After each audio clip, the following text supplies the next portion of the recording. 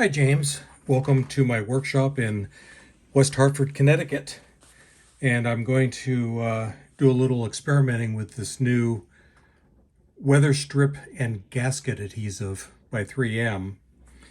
So, like with everything, it's important to have all of your materials on hand and have the right materials.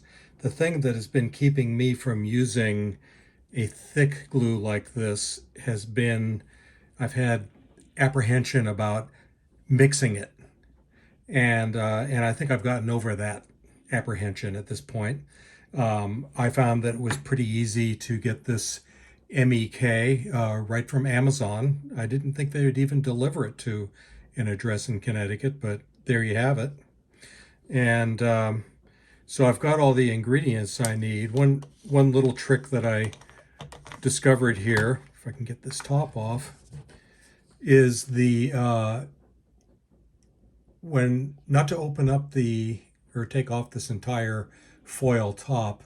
And I don't know if you can see, I just cut a little tiny hole in it, just like that, so that I could have some kind of control over how much material is coming out. Then here's an old Slick 7 Voodoo Juice bottle, and I have these little funnels that I also ordered on Amazon, and this makes it very easy to control the flow and to fill up the bottle. My fear being that I'd have chemicals flowing all over the place. So that's an example of controlling the MEK, making sure it doesn't go all over the place. And it's kind of a cool little plastic funnel. Use them for all kinds of things in slot cars. So here's my MEK in a former Voodoo Juice bottle. All right, then the next thing is, here's the little Dixie cups that I had talked about before with the 3M number 80 liquidy glue. And I came up with an idea, because we're doing such small amounts, is just to cut that cup down to a much smaller size.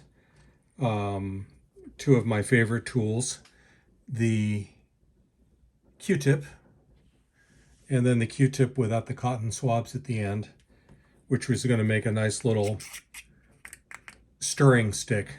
And everything's disposable: the cup, the Q-tip, the stick. All right, let's get to work here. We're going to open this up, and it does smell quite a bit, but what slot car chemicals don't smell?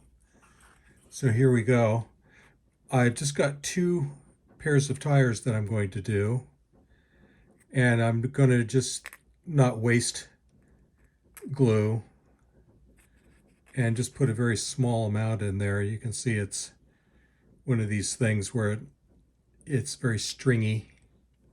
There we go. So that's all I've got. Just a little, I don't know, 3/4 of an inch of material. And I need to get a paper towel here. So I want to clean that top off. And this bottle of glue, by the way, Dan Miller told me that I should check this number on the bottom, and it's in the Julian calendar. This would be around May, late May of 2021, and Dan recommends getting glue that is no more than a year old. More than a year old, he says, throw it away. Okay, so here's our little bit of glue, and I'm going to take the MEK, and I'm just going to do this by eye. So I'm going to add some. It's a little bit like making pancake batter. So you can see here, it's already thinner, but it's still pretty viscous. I'm going to add a bit more. I want it to be more or less the consistency of the 3M number 80. I think we're getting there. I think it could be a little bit more watery. Add another squirt. Mix it.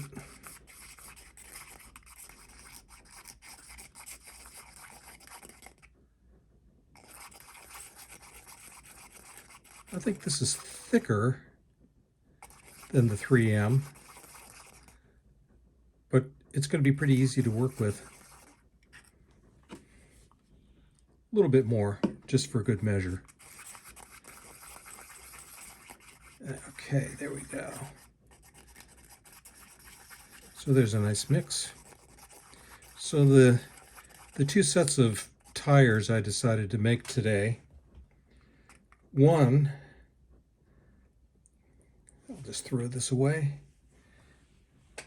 First pair are these Formula One wheels that were made for me by Sonic, and they're only 8.8 millimeters in diameter. And I haven't tried these for probably 10 years. The last time I tried them on a Horky 2010 chassis, it felt like there was just too much rubber. And as you said in your latest video on the size matters, these hubs were too small, and so the car had too much grip and it also lacked feel. So I thought I would revisit this size and just make one pair and try them on my 2020 Horky chassis. Okay, so here's a bit of the glue on a Q-tip, and I'm just going to paint it on here.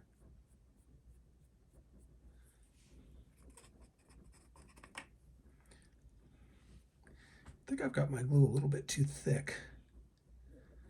This is only the second time that I've used this glue, so I'm going to be going through a little bit of a learning phase here.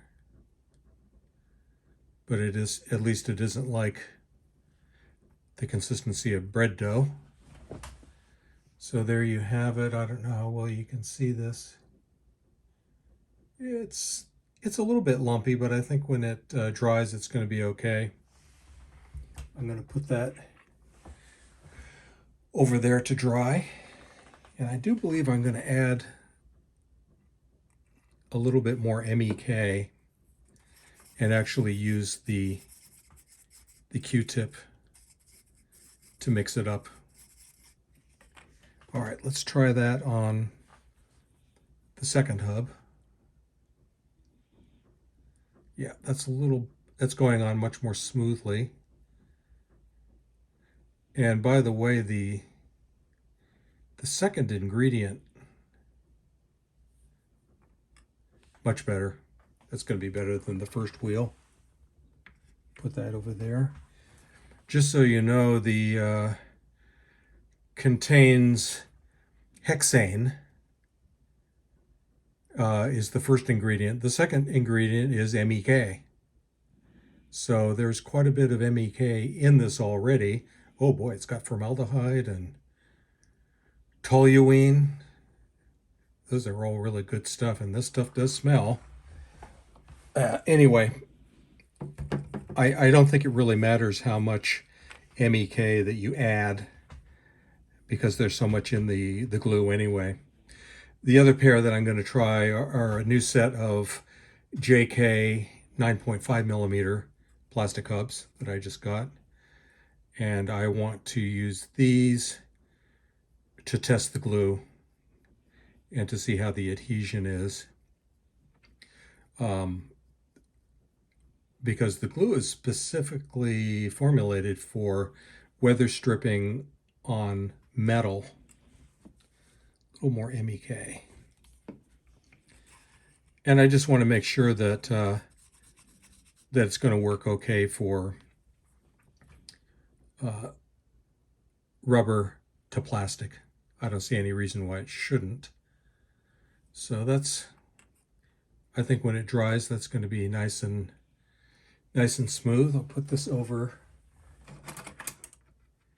here to dry, and we'll do our other hub.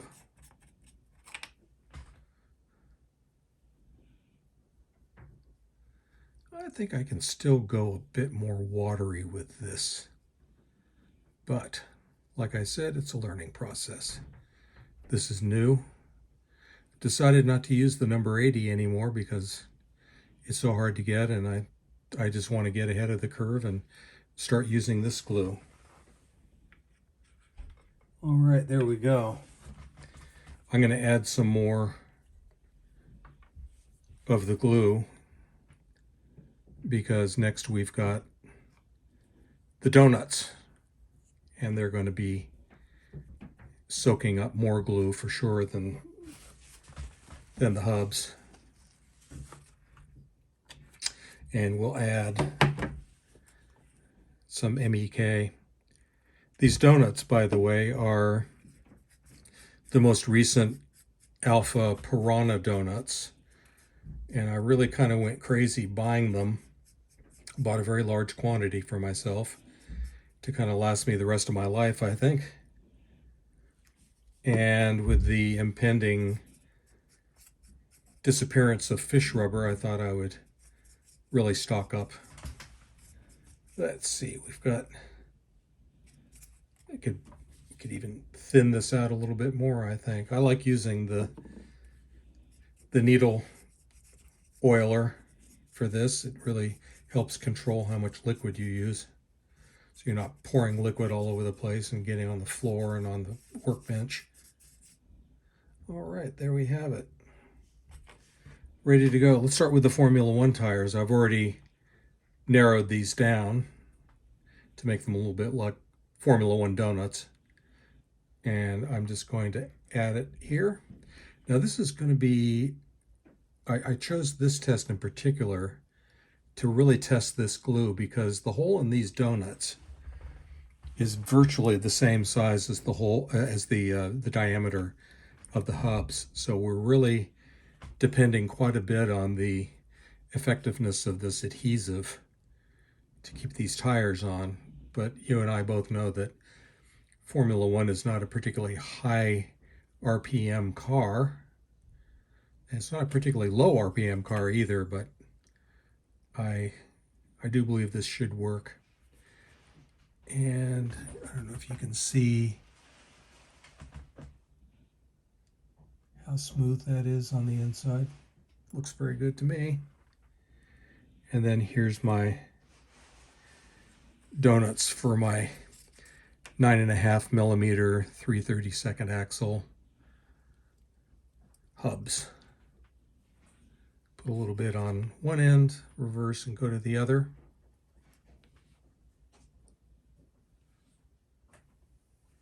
That looks good, and in a little bit of time here after I allowed this to set up, and it does set up quite fast, I'm going to apply a second coat to the inside of these donuts.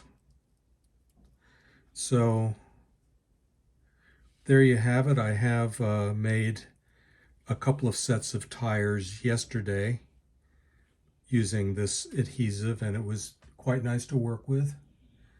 I have actually sent my 3 new cans of number 80 3M to Fred Hood because he didn't want to deal with this, and he wants to continue using the glue that you can't get anymore. So off it went to Fred in Madera, California via UPS, where I had to get a hazardous waste permit to send it. Didn't cost anything, but it was a little bit of a hassle. So there you have it. I hope this helps. See you next time.